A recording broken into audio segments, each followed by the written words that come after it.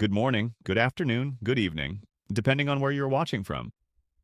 Welcome to Favorite News. Tonight, we take a deep and comprehensive look at the evolving security situation in Mali, where recent military communications referencing military operations and defense vigilance are signaling a critical moment in the country's ongoing conflict. This is not just a routine update, it reflects a broader pattern of intensifying violence, strategic military responses, and growing concern for civilian safety across the Sahel region. To understand the meaning behind these statements, we need to begin with context. Mali has been facing a complex and prolonged security crisis for over a decade. Since 2012, armed groups linked to extremist organizations have established a persistent presence in the north and central regions of the country. What began as a separatist rebellion quickly evolved into a wider insurgency involving jihadist factions affiliated with global networks.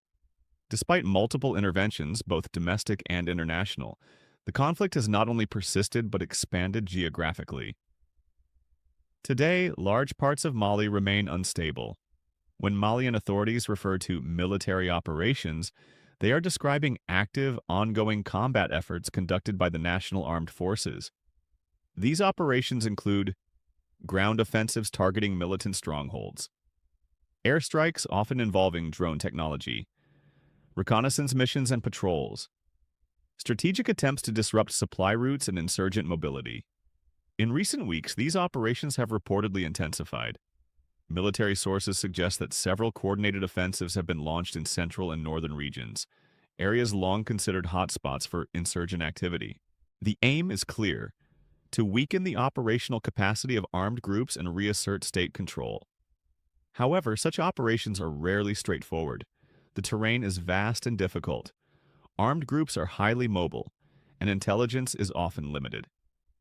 This means that while operations may yield tactical successes, the broader strategic picture remains uncertain. Now to the second part of the phrase, defense vigilance.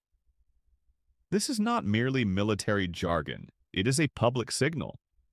When authorities emphasize vigilance, they are effectively warning both security forces and civilians that the threat level is elevated.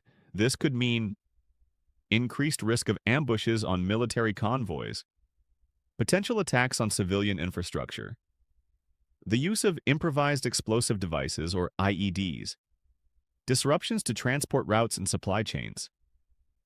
It is in essence a call for heightened awareness. For civilians, it often translates into real-life consequences. Avoiding certain roads or regions, facing delays in essential goods like fuel and food, living with the constant uncertainty of potential violence. So why are we hearing this message now? There are several key developments driving this renewed emphasis on military operations and vigilance. First, there is evidence that insurgent groups have become more aggressive in recent months. Reports indicate an increase in coordinated attacks, including attempts to blockade key supply routes. Second, the Malian military has stepped up its response. There has been a noticeable shift toward more assertive and frequent operations, including the use of aerial surveillance and strike capabilities. Third, the broader regional context is evolving. There's been a video explaining that Burkina and Mali troops kill more civilians than jihadists do, data shows. But Mali and Burkina Faso have previously denied allegations of this. We will allow you to watch the video, and we will be back after the clip.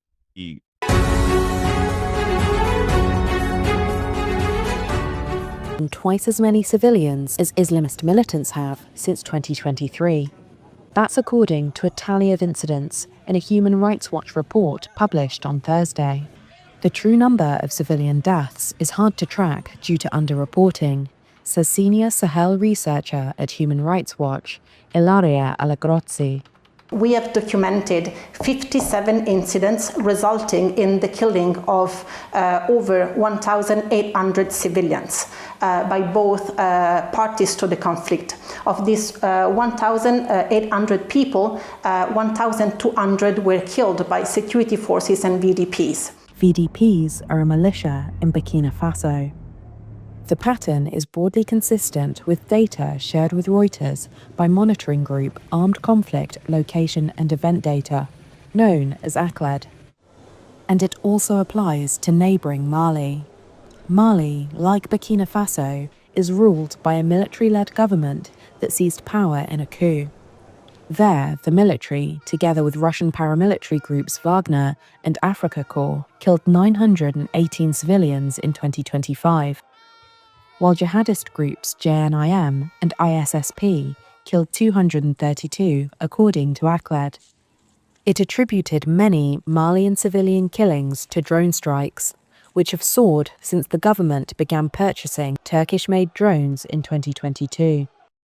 Violence involving jihadist groups in Burkina Faso, Mali, and Niger has surged since 2021, making the Sahel region a global terrorism hotspot. Military abuse also creates a cycle of grievances, frustrations, and resentment, especially among the most affected communities. In this case, for example, in the case of Burkina Faso, the Fulani community, which can fuel recruitment into the ranks of the Islamist armed groups, which are actually surfing and exploiting this kind of military abuse for their propaganda. Spokespeople for the Mali and Burkina Faso governments did not immediately respond to requests for comment from Reuters. The Burkina Faso government and JNIM's Sharia Committee in Burkina Faso did not respond to requests for comment from Human Rights Watch. Mali and Burkina Faso have previously denied allegations of extrajudicial killings, saying instead that their forces had killed terrorists.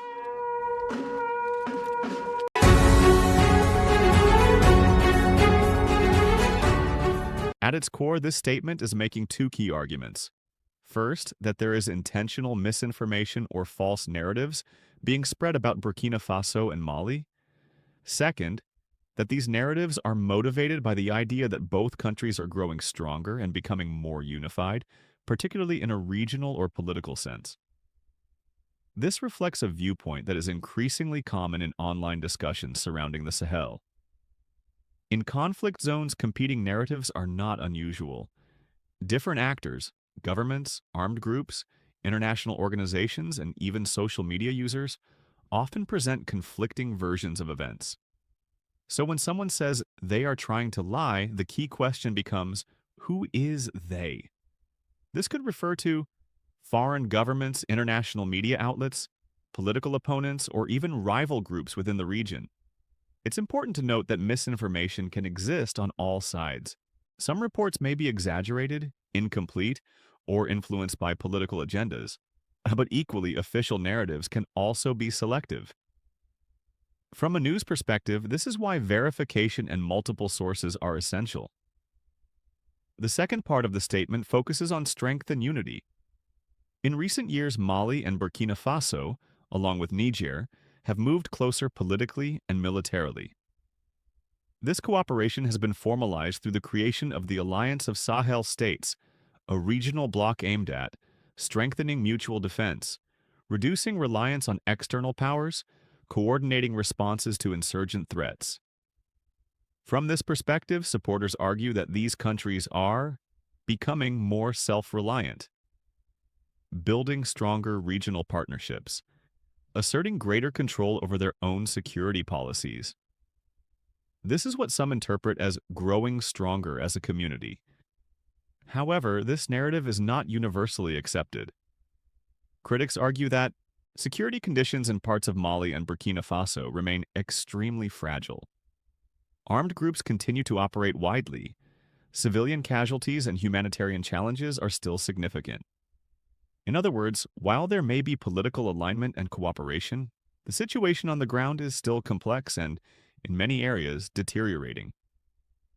The statement begins with seeing this clip, which highlights another critical factor, the influence of short video content.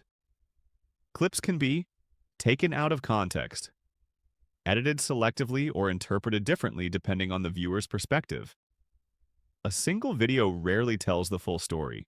This is why professional newsrooms typically cross-check footage with verified sources, confirm location and timing, seek multiple perspectives before drawing conclusions. So how should we interpret a statement like this? A balanced view would recognize that There are competing narratives about Mali and Burkina Faso. There is increased regional cooperation, which some see as strength, but there are also ongoing security and humanitarian challenges that cannot be ignored. Rather than accepting or rejecting the claim outright, it's more accurate to see it as part of a larger information landscape where perception, politics, and reality intersect. In summary, the statement reflects a belief that Mali and Burkina Faso are being unfairly portrayed at a time when they are becoming more unified and assertive.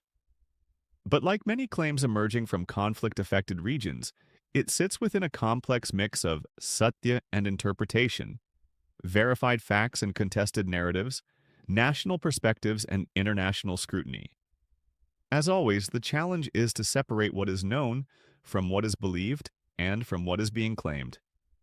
We'll continue to follow this story and provide verified updates as more information becomes available. Thank you for watching this video. Don't forget to comment your opinions. And stay tuned for more upcoming videos. Bye-bye.